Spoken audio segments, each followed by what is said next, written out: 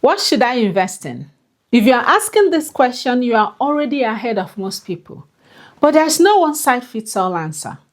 There are so many assets out there. There are stocks, bonds, real estate, crypto, and each one can either grow your money or drain it if you don't understand how it works. In this video, I'll walk you through the major types of investments, break down how they actually make you money, and help you figure out which one fits you best. Stay with me to the end because by then, you will have a clear picture of exactly where to start and how to diversify your investments.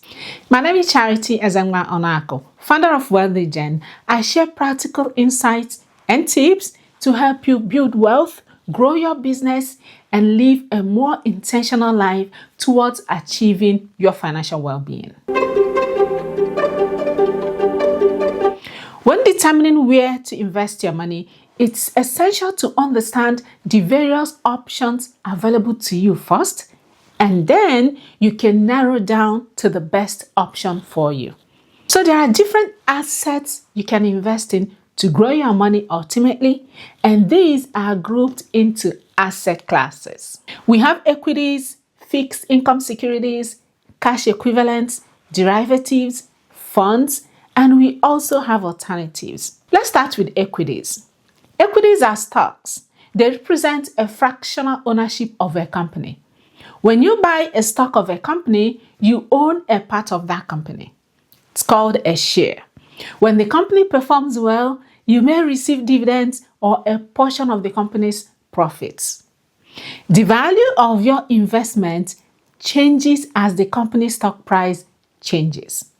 When you sell the stock, you may receive more or less than what you paid for it. And there are two ways you can make money investing in equities. The first is that you can earn income through capital gains, and the second, you can earn income through dividends. Capital gains are simply the growth in the value of your assets beyond what you paid for them. For example, if the price of the stock was $20 when you purchased it and the price rose to $30, the $10 difference is your capital gain. However, for you to see the actual money earned from capital gains, you must sell the asset first to realize the gain. Otherwise, it will just be what is called an unrealized gain. It's profit, but just in the books until you sell it.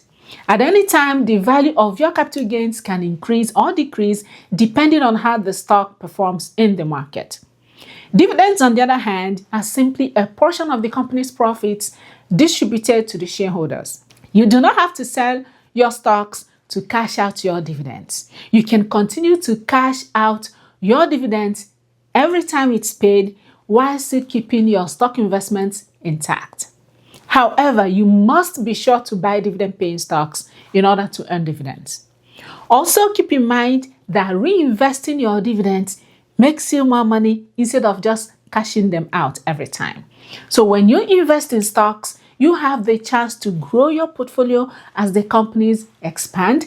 Plus, you can also earn a steady cash flow from dividends if you invest in dividend-paying stocks there. I made a special video explaining dividend stocks with income examples using real US dividend-paying companies. I'll put the link to that video in the description so you can watch it after this one. Our next asset class is fixed income securities.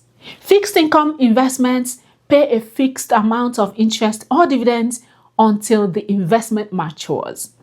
Examples include bonds, treasury bills, and certificates of deposit, CDs, which some may also refer to as fixed deposits. Bonds are loans to corporations or to the government for a set period or a term.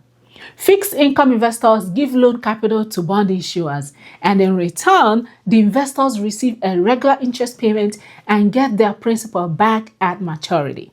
You can purchase bonds for as little as $25.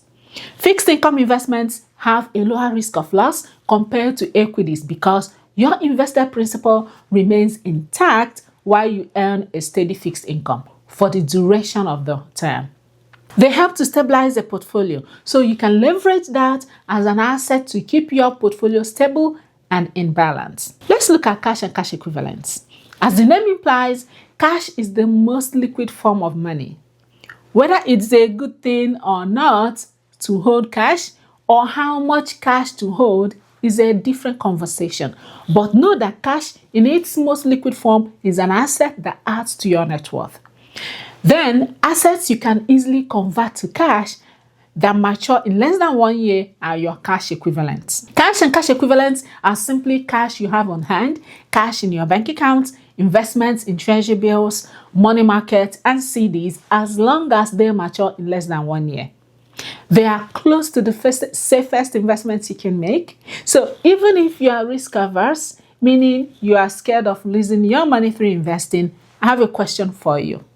Are you investing in cash equivalents or even fixed income securities?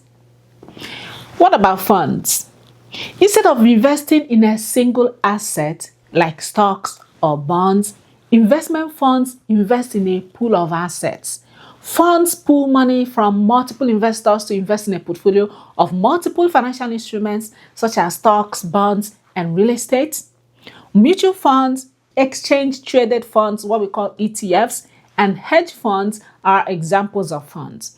Some funds include a mix of stocks and bonds or even a mix of stocks of companies in several different countries. Many may pay dividends and they may also gain or lose money over time.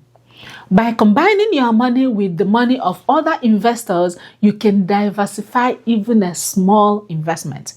Funds help to spread out the risk in investing because they invest in many assets instead of just one single asset. Our next asset class is derivatives. Derivatives are contracts. The value of a derivative relies on the value of another asset.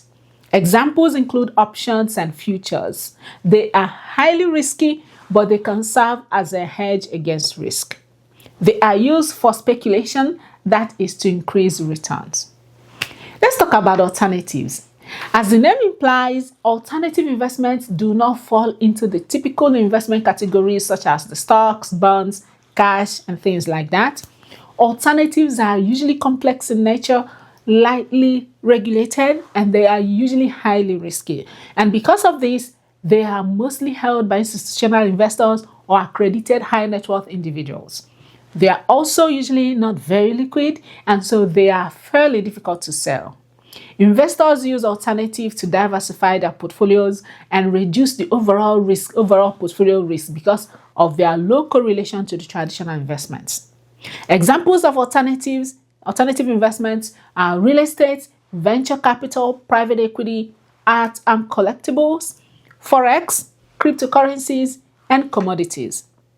Let's review commodities for a moment. It's a good example of alternative assets.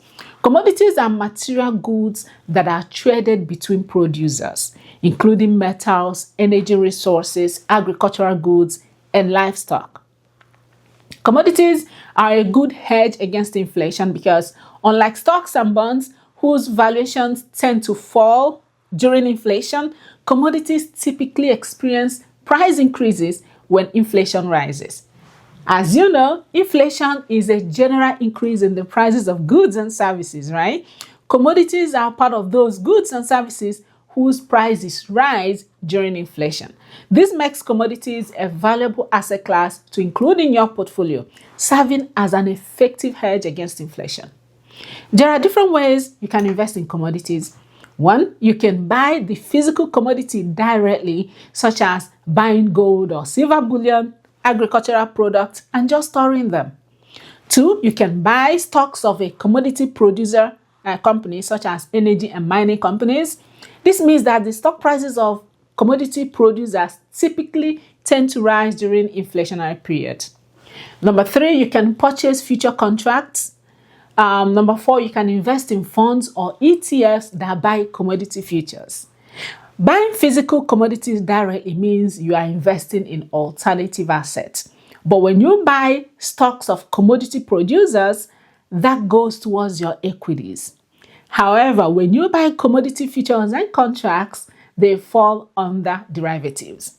However you choose to invest in commodities, you will still benefit from using them as a good hedge against inflation and to diversify your portfolio.